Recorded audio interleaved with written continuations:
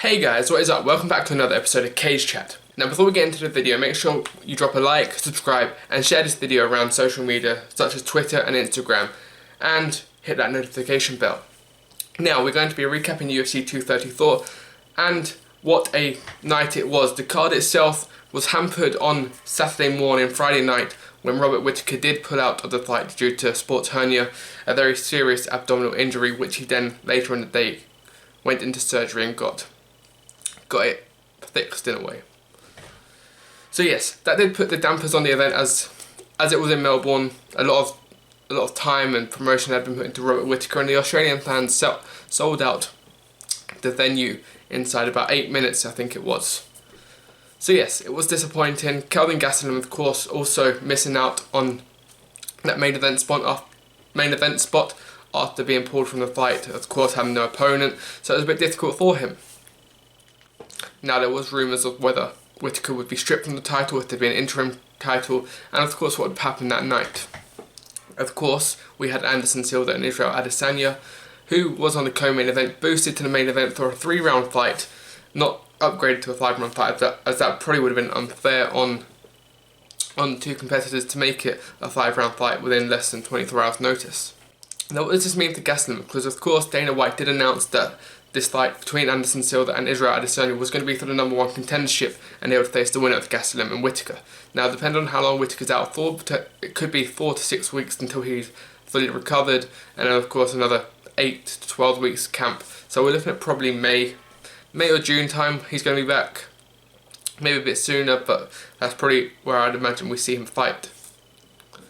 So yes, what happens to Gastelum is a hard one because he is ranked 4th in the division, and he's not going to get boosted because he didn't perform because of what happened.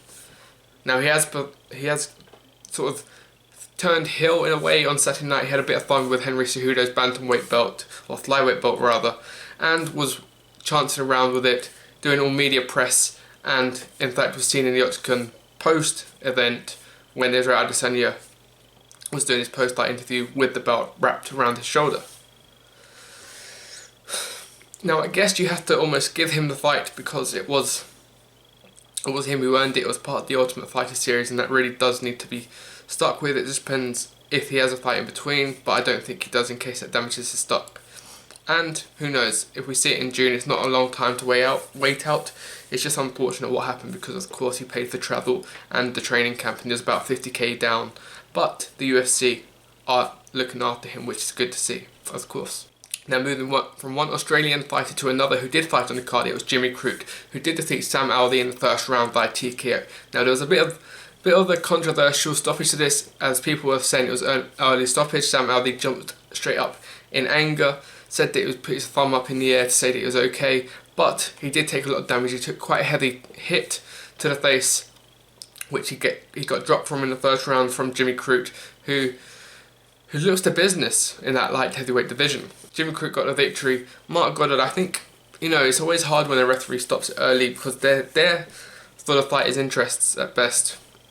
Really, they don't want to take the headlines, but if someone takes damage and someone's cowering over on the mat, taking hits, then they're not really defending themselves, which I don't think he was. So, all in all, probably the right call, but Sam Alvey can definitely feel himself disserviced in a certain way. Now, the fight that we've all been waiting for was a co-main event. Silva, the return of the Brazilian legend after what was 2 years out of the octagon, and what a comeback he made. He didn't look like he missed a beat. He didn't look like he'd been out for 2 years. He looked like... Now this was the first time I was seeing Silva fight in a live sort of aspect, but I've seen the clips of him and how he dodges punches and how he has that gimmick inside the octagon where he has fun in there. And that's what this fight was. Israel Adesanya, of course, coming up saying that he'd been idolising Silva, and it was a thrill to watch. And of course this fight did get put to the main event, and I kind of want to reference Chael Sonnen because there has been this talk recently with Jose Aldo disagreeing or turning down a 5-round fight and for a 3-round fight because it wasn't for a title. Now this match was a 3-round fight and it was a main event, probably the first one in probably what, you're looking at 8-9 years since the main events were changed to a 5-round contest, but I think it was perfect for me. And I say this because it was just the right amount of time for both to fight. 5 rounds would have probably been a bit too long. And Anderson Silva looked incredible, as did Israel Adesanya, who did get the win. And rightfully so. I think he did just a bit more than Anderson, although there was some times when my heart was in my mouth. And that's what I use as a gauge for a good fight. There's something inside my stomach, I start getting nervous to see who's going to get knocked out, or if there's going to be a knockout, and how the swing of the fight's going to go. It happened with Khabib and Conor, happened with Conor and Mayweather, and it happened last night, which was quite surprising. I had grown very fond of Israel Adesanya throughout the fight week. He's someone I can probably look to as quite a good guy in the UFC. He looks like he could be a potential champion. He's now 16-0, which is a fantastic record to have in MMA, especially at that level. And having a name like Anderson Silva on there does no damage to him. So yes, he did get the unanimous decision after 3 rounds, and for me, that is perfect. Now I am going to make a video about Anderson Silva's next opponent, because I think he's not done. We quite clearly saw last night that he's not done inside the UFC and not done inside the octagon. He definitely has 1, maybe 2 fights left in him, and it'd be interesting to see what happens now. Israel Adesanya does currently sit at the number 1 rank of the division after victory, but we have to probably wait and see what happens between Gastelum and Whittaker, which means Adesanya probably has to wait maybe 4 or 5 months, potentially 6 even, before he can fight again, unless he takes the fight, but I think it'd be silly not to.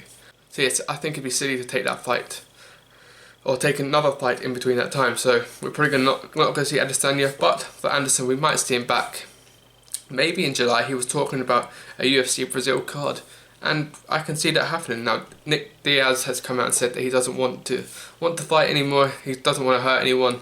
So it looks like Anderson Silva and Nick Diaz might not be happening. Now Conor McGregor also came out and said that he'd be honoured to fight Anderson Silva. Now of course we've got a lightweight against a middleweight. Now whether a catch weight could be agreed, maybe 165 is definitely doable for McGregor. I'm not so sure about Anderson Silva, but definitely 170 potentially. We've seen McGregor at 170 before, twice against Nate Diaz. 1 loss, 1 win of course. So yes, all in all, as a wrap up, I would say UFC 234, in terms of the names, it wasn't, actually no, it probably was worth the value of the price with Anderson Silva on there. Maybe after Whittaker and Gastelum got removed, maybe not as much, but there was some great fights. The likes of Ricky Simon had a great fight. Nadia Kassem did lose to Montana De La Rosa, and there was some outstanding fights in the prelims as well. So all in all, Melbourne was a good card. We had a good UFC 234, and especially it being the first pay-per-view of the year, it looks like it's going to be a good time on ESPN for pay-per-views, which does, of course. The next one is UFC 235. John Jones, Anthony Smith, Tyron Woodley, Kamaru Usman, Ben Askren debuts. I am looking forward to that, and much more inside the UFC. Of course, next week is Francis Ngannou and Cain Velasquez. So yes, drop a like, comment, subscribe, and I'll see you on the next episode of the Cage Chat.